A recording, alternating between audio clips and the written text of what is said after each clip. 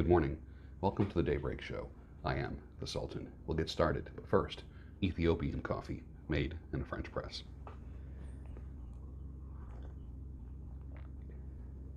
Yeah, that's what I'm talking about. Just what I wanted. Just what I needed. I'm not talking about moving in, and I don't want to change your life, but there's a warm wind blowing the stars around, and I'd really love to see you tonight. England Dan and John Ford Coley, 1976. Remember that song? Man, they played that thing until you got sick of it. You'll never be old and wise if you're never young and foolish. So when I was young, I carefully strategized the ways that I could maximize my foolishness. Jonathan Goldsmith, also known as the most interesting man in the world.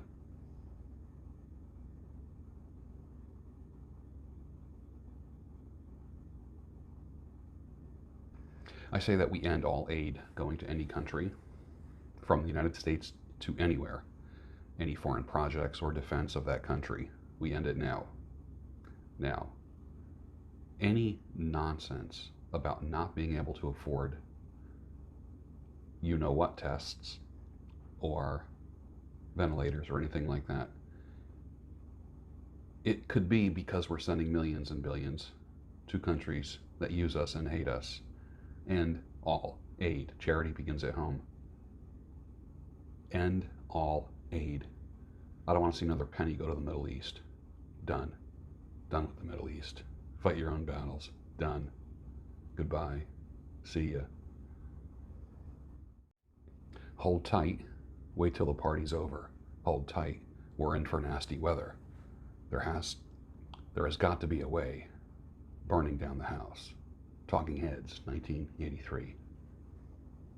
Probably heard the song in your head, right? As soon as I said hold tight, wait till the party's over.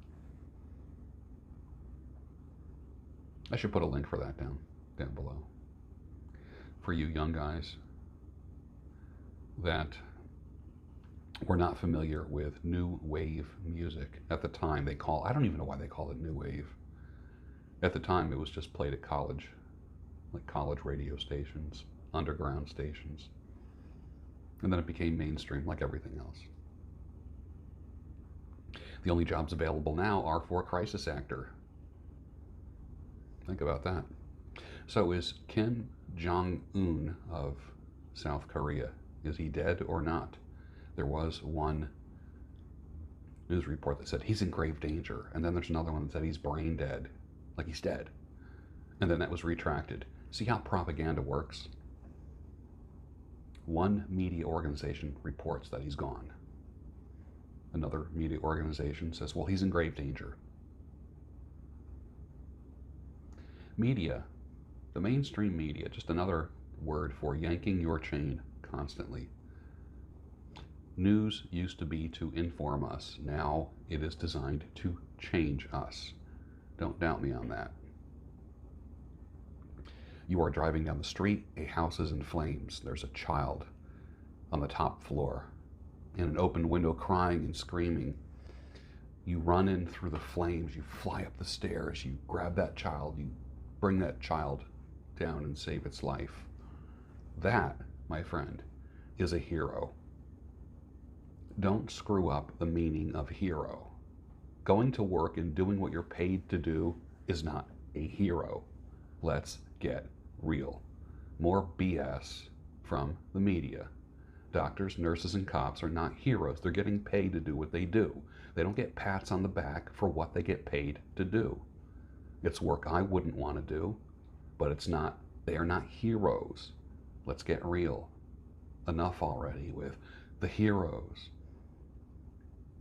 The hospital near me has a big banner that says heroes work here. You know why they say that? To pacify those people that work there, because they're walking out in droves. That's why. HR doesn't know what to do, so they accost them in the parking lot with a banner that says heroes work here. Amazing. Information is amazing how it's used to pacify or motivate people, isn't it? Who do you think will end up working for the Gestapo?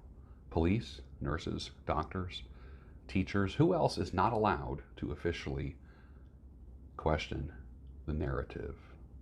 Put your answer down below. I'd like to see that.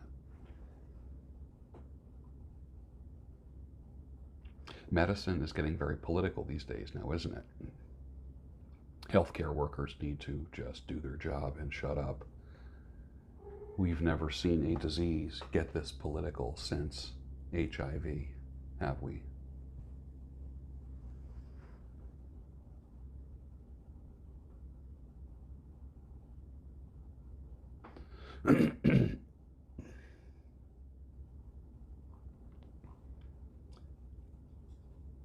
You've heard me say this before. Resist all attempts to one world everything.